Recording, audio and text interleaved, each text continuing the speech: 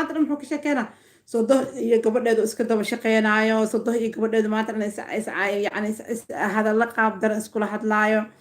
sodoh iyo gabadheedu maantana qorshe isku maleegayo waxaas ayaa waxaa la rabaa in bulshada tan ee dhaqanka wanaagsan ee islaamka ah ee dhaqankoodana wanaagsan yahay in loo soo gudbiyo bulshada tan ayaa waxaa la rabaa in lagu soo abaabo ma garanaysaa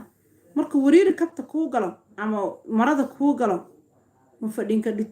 jiifurkiisa iska damana taaganaa kartid qasab xataa inaad socotid oo isku warwareertid bulshana marka la rabo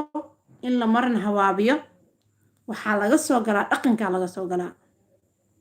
bulshada haddii la arkay inay diinteeda ku adag tahay dhaqankaa laga soo weeraraa marka annaga soomaali haddaan nahay waxaa leenahay dhaqan wanaagsan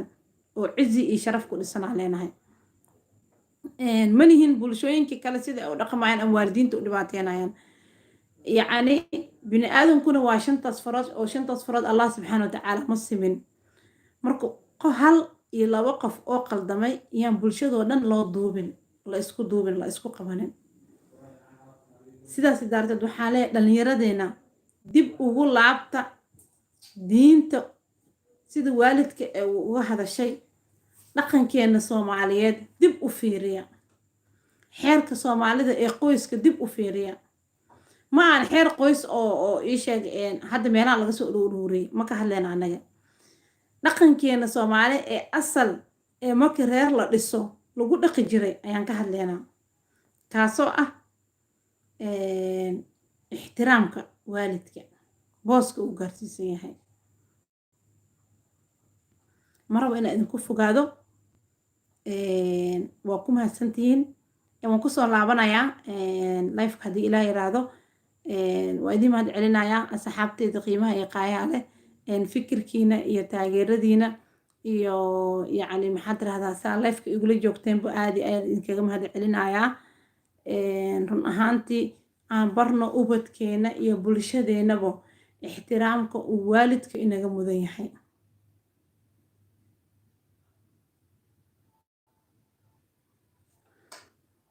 آمين يا الله دمانتين الله نوض بركة الله سبحانه وتعالى يعني البركة الليبان هنوصقه يعني المهنة مسؤول أيان كان هاي مانتي وحن مسؤول وقلنا هاي مستقبل كوده وحا يكون رقم دونا بري هدي إلهي هذا وحوال بو وأدمانتي قبل هذا أمويل كاغا أتكو أبا بسي أيا بري إياغانا يكون رقم دونا هدي الله سبحانه وتعالى وقال هذا sidaas daraateed waxaa idin leeyahay asxaabteeda qiimaha iyo qaayaha leh soo dhawaada mar koowaad iyo mar labaad iga raali ahaada maqnaashahayga wuu badan yahay waxaan ahay hooyo caruur korinayso iga raali ahaada marka caruurta jiifiyisaan oo kale waa laga yaabaa habeen inaa idiin soo galo haddii ilaah yiraahdo waa ilmo yaryar oo wax baranaya oo raba in la caawiyo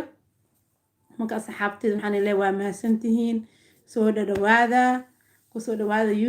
youtube-kiina weeyaan waa wada leenahay wuu naga dhexeeyaa la-aantiina meelna maba gaareenbo insha allah intaan muuqaal kale ku kulmi doono waa walaashiin aamino macalin oo idinla asxaabteyda sodohda hala ciseeyo sodohda hala wanaajiyo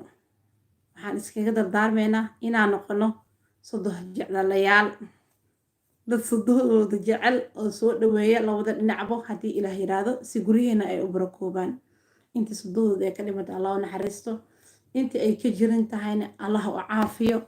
intii caafimaad ay u qabtana allah u sii siyaadiyo intii ay isku faraxsan yihiin allah u sii siyaadiyo intii ay isfahansaneen oo aan fahansaneen sodohda wanaaga ee leedahana ayagana qalbiyadooda allah isku furo khayr ayaan rajeynaya assalaamu calaykum waraxmatullaahi وبركاته.